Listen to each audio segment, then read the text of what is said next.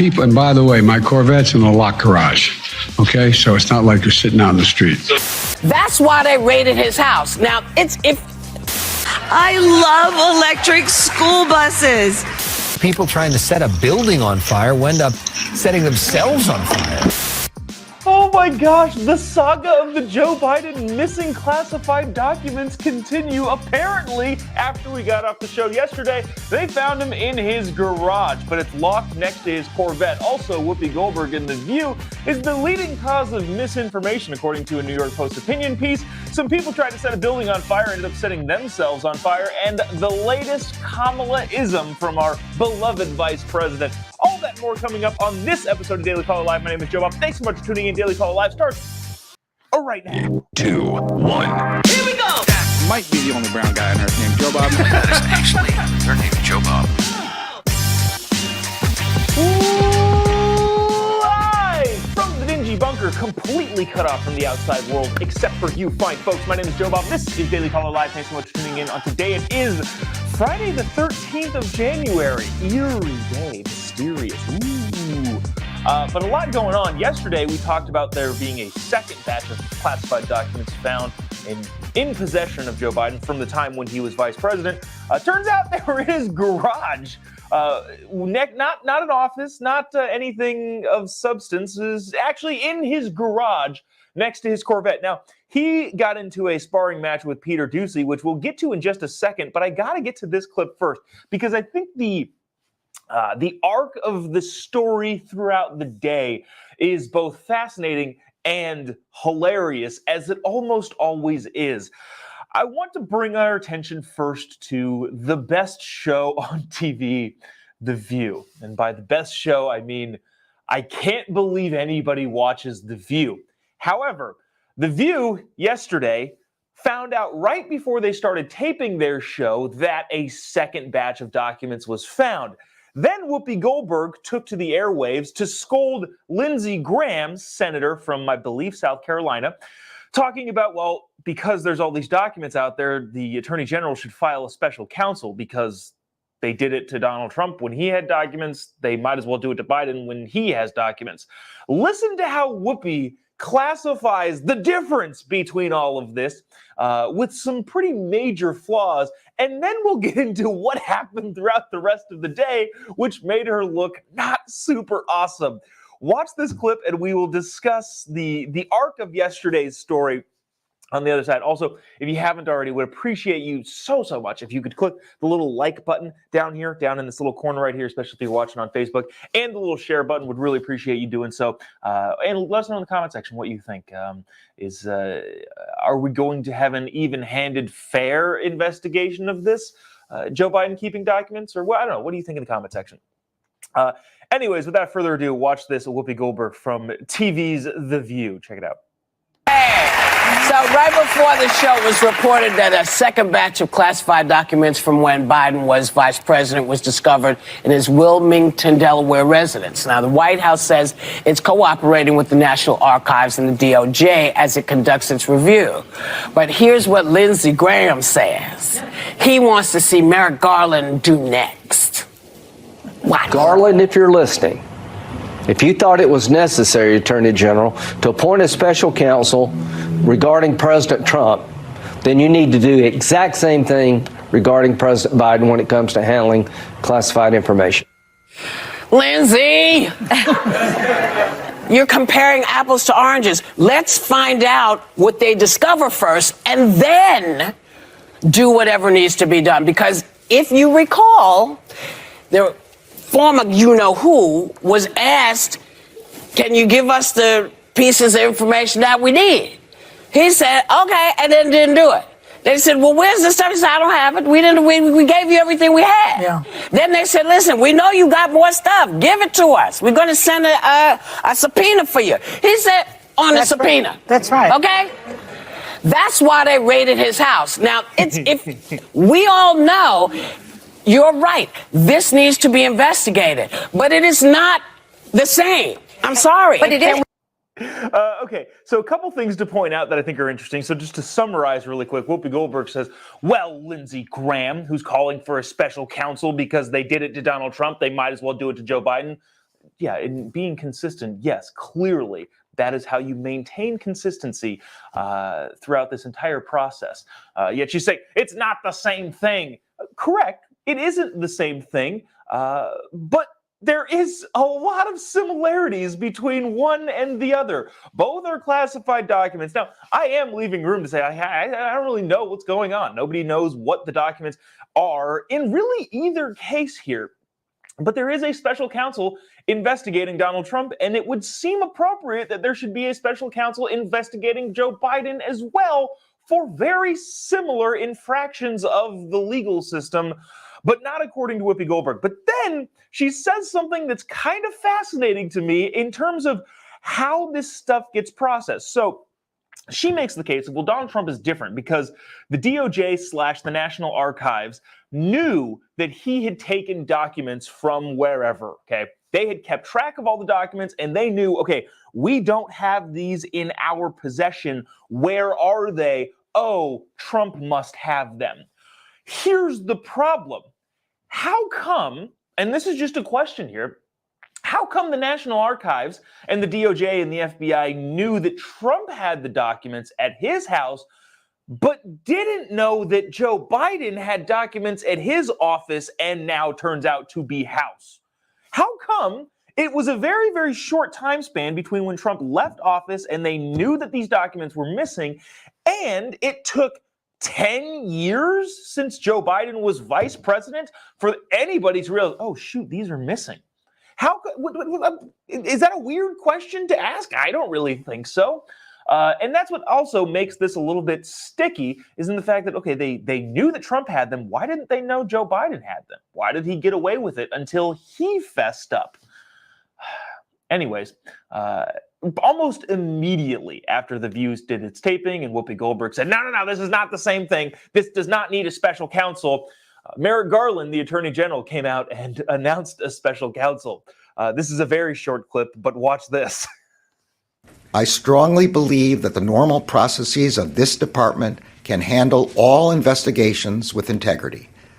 But under the regulations, the extraordinary circumstances here require the appointment of a special counsel for this matter. That's it. I just think it's funny, the juxtaposition. Look, I very clearly and obviously state on this show that I'm never sure about anything. I was in like, yeah, well, let's wait for results. And Whoopi going there saying, it's not the same thing. We don't need a special counsel. And then literally minutes later, Merrick Garland comes out saying, we are appointing a special counsel. I don't know. I think it's hilarious. But the hilarity continued yesterday when Joe Biden, I don't know if this was like some event that he was at. I don't really know what he was doing or if he was just addressing the media.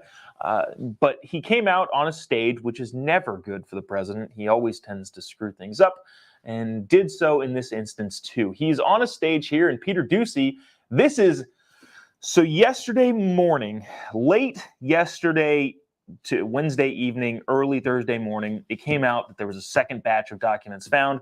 Whether or not somebody inside the White House or the Democrat DNC team leaked that information remains to be seen. Regardless, they found a second batch. We didn't know where the batch was, at least when we came on this show. But after this show, it was revealed that the second batch of documents, classified documents, was sitting in his garage next to his Corvette.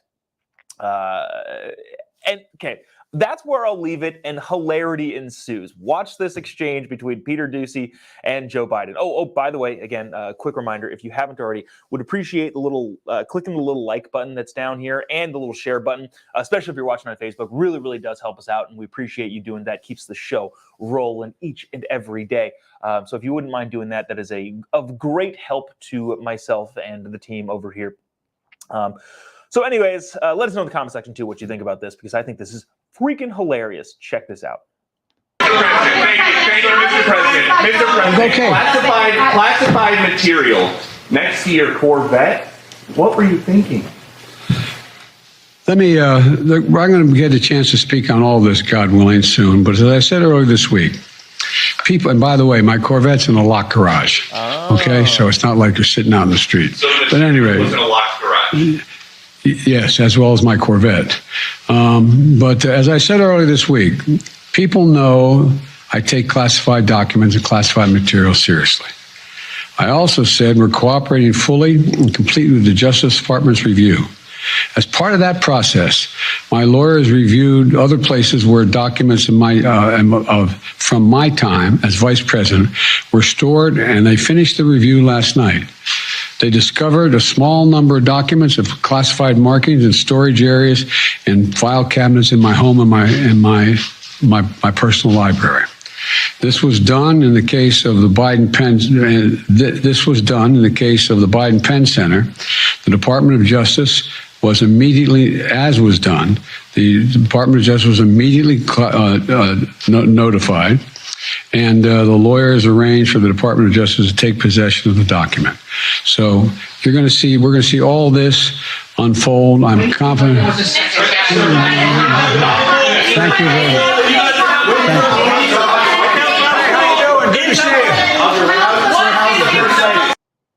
Oh, jeez. What a freaking circus. Somebody in the comment section said that to Marcel says, Biden administration is a circus. A lot of people saying, a lot of people commenting need to be impeached. If that's your opinion, let me know in the comment section, because we can have an impeachment now. Republicans have the House of Representatives and can impeach the president. Unlikely the Senate will convict and remove, but nevertheless, they have the ability to do that. But yeah, just a circus of unfolding events. Now, something to to keep in mind here. Ryan says, Garland, shut your lying ass up. There is some speculation too of the not validity, but the thoroughness of this new FBI probe. I believe it was Kash Patel was on Steve Bannon's War Room show on Real American Voice. Shout out, Raph. Talking about the problems with the guy in charge of the special counsel appointed by Merrick Garland yesterday, which it gets a little bit into the weeds, but just FYI, that's somewhat of a concern in some conservative circles, and if anything comes of that, we'll bring it to you. But the bottom line here is Joe Biden is in a world of hurt at the moment, considering the hypocrisy that he's laid upon the American people yet again. So yeah, that's really all there is to that. I'm curious to see if there's any people. Oh, this is interesting. Dr. Wolfstar, not sure who you are, says the Trump administration was worse. Okay, if you'd like to provide any sort of argument outside of just making a declarative statement, that would be great. But yeah, the big thing that I think I have, and I think we talked about this yesterday, is what's actually going on here. Is there somebody tied in with the DNC, or at least even on their own, deciding, Joe Biden is not fit to run for president again? Because everybody in the Beltway and the DC gossip circle is saying that Joe Biden is actually planning on running in 2024, which seems insane. But if he decides that, that's what he decides. And so I could see somebody, not necessarily proof of a concerted attempt to push him out, but I could see somebody kind of being a rogue actor and leaking this stuff to the press so that maybe derails him just a little bit. So there's that. And, you know, it'll be interesting to see. Now, I'm not a huge fan of Joe Biden stepping down, because that would mean I don't want Joe Biden to be the president, but at the same time, if he steps down before the end of his term, that would mean we would get this lady, Kamala Harris. Remember Kamala Harris? She's the vice president of the United States of America. Has been widely missing from the media and the news for the last 6 months. Kamala Harris used to be all over the place. And then what I think happened, and probably correctly, is her team and the president's team and all of the DNC everywhere said, oh my gosh, this woman is terrible for us. She's not very smart. She does not quite understand the complexity of issues, nor how to explain complex issues. Therefore, let's not put her in front of cameras as often as we can. Now, which is what they were doing. They're putting her in front of a camera a lot. But she's been widely missing from the public view for a very, very long time. Yesterday, though, she made an appearance and dropped some knowledge on people. This is my favorite thing about Kamala Harris. I will explain what it is after this video clip, but I love that she does this because then I get to make fun of it. Watch what Kamala Harris does talking about the Caribbean and then explaining the Caribbean as if all of us watching are 4-year-olds. Check it out, and we'll discuss on the other side. I convened, and I've convened now at least 3 times, a group that has their acronym CARICOM. It is the Caribbean nations, island nations. In the Western Hemisphere, that is where the Caribbean is. We are also in the Western Hemisphere. They are our neighbors.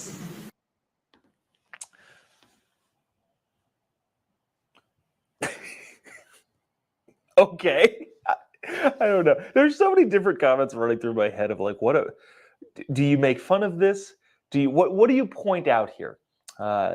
Remember when she was on, I believe it was Charlemagne the God's show. This is back in March.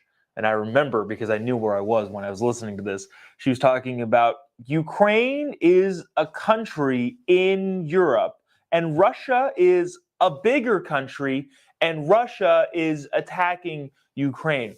Again, laying it out for us as if we were 4-year-olds entering preschool.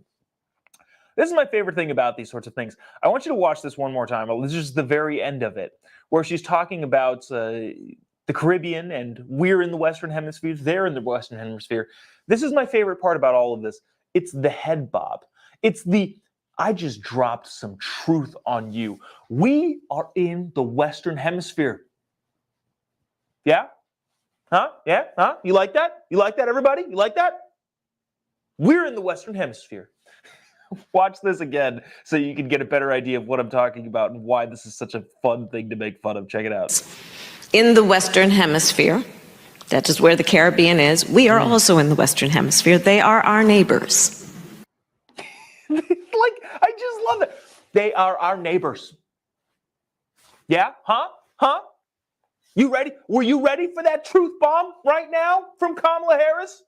We are in the Western Hemisphere. What? She continues on in this little spiel to go on and talk about her affection for school buses, which is a weird thing. She's talking about electric school buses. I'm so excited for electric school buses, which, by the way, are years, if not decades, away from actually being a reality, as the battery power and the power generation and all of the things is very, very difficult and not as easy as politicians make it seem. Kamala Harris is not going to usher in electric school buses, yet it sounds like she thinks she is. So anyways, watch this and we'll discuss on the other side. But among the many things, I'm excited about electric school buses. I love electric school buses. I just love them for so many reasons. Maybe because I went to school on a school bus. Hey, raise your hand if you went to school on a school bus, right? I love it. I love the attempt at humor. It's very funny.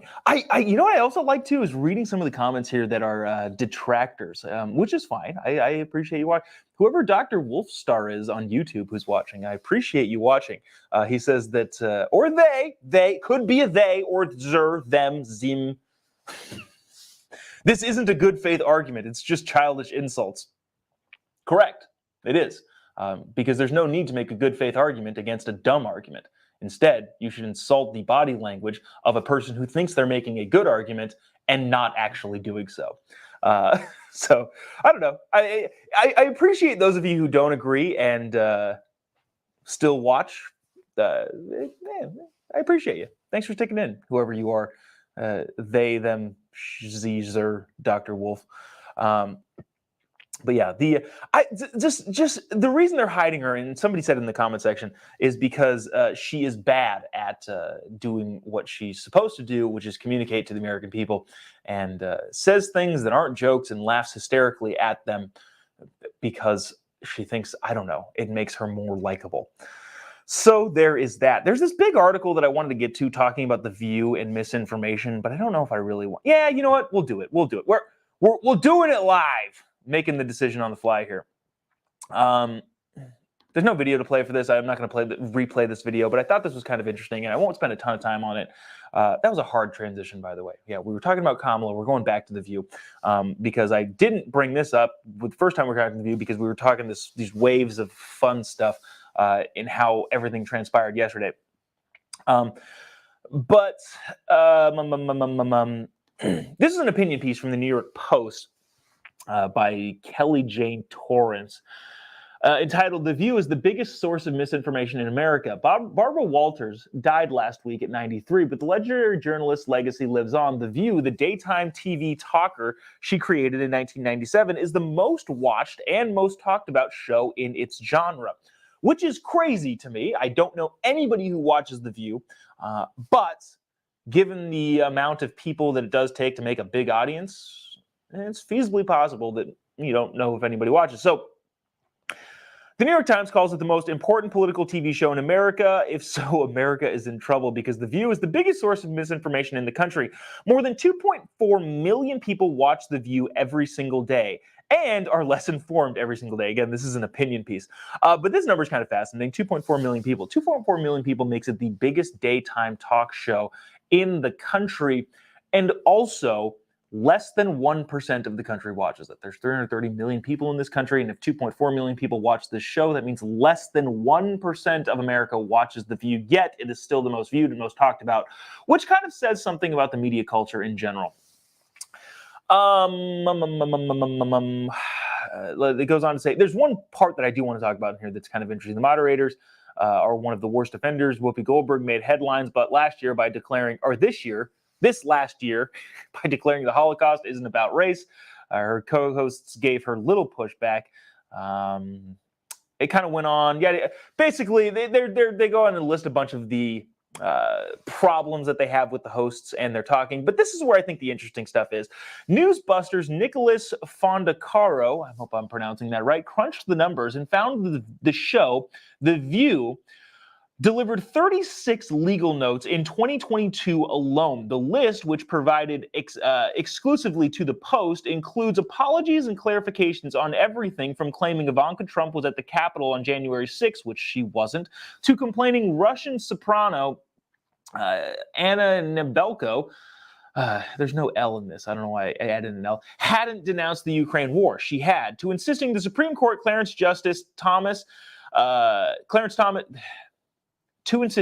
Court Justice Clarence Thomas and Brett Kavanaugh are credibly accused of sexual assault and sexual harassment.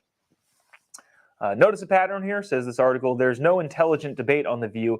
It's mostly just lefties piling onto the one quote-unquote conservative host. Just reckless lies about people on the right. 36 legal notes is a pretty dang big deal. Let's just assume, and I don't actually know this, let's assume that Whoopi gets 5 weeks of built-in vacation. That seems about average. 47 weeks then in the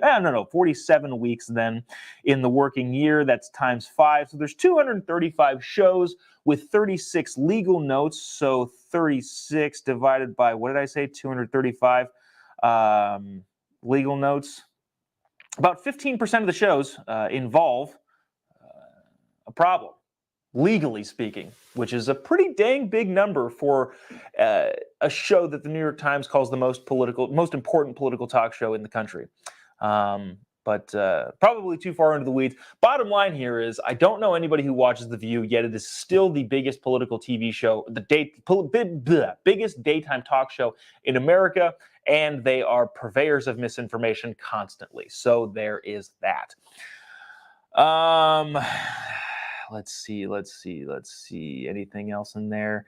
Nancy says 2.4 million Democrats watch. I don't know if you can make that assumption, but maybe you can. Maybe that's a very valid assumption. I want to end the week with this. I think this was kind of a funny story. Arsonists in California, I believe this is Fresno, California, but we'll see from this video. This is not political related at all. This is just kind of a fun thing to end the week because we used to have fun on Fridays, but things got so crazy that there was no time for fun Fridays. This is fun, terrifying a little bit because there are people out there in the world who do this sort of thing, but from a justice/karma perspective, this is kind of fun.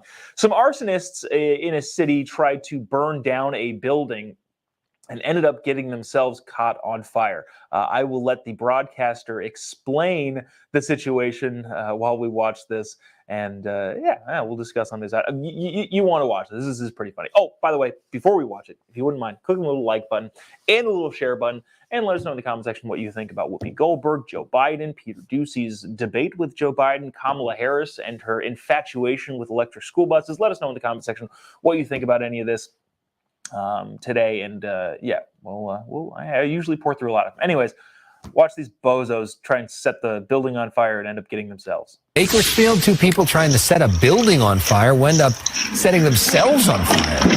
Suspects doused a building with a liquid and then poured the liquid on the ground. At some point, one of the suspects appears to ignite a flame, but winds catch up the fire, set the other person on fire. Both people then run out of view of the camera. Firefighters were able to put the fire out in about 10 minutes. I wonder if we're going to get taken down for having danger on this show. I can't imagine, but also who knows? It's aired on TV, so I feel like that's probably a good indication of whether or not we can show it, but I don't know. Just think this is funny. Idiots, you get what you deserve type of thing. Several people in the comment section just commenting ambiguous. Just Mike says, Joe Biden sucks. Okay, I don't disagree, but a little out of context, but also I asked for out of context. Anything within the parameters of the show today, so... let's see. That's going to do it for us today. Appreciate you sticking around, tuning in.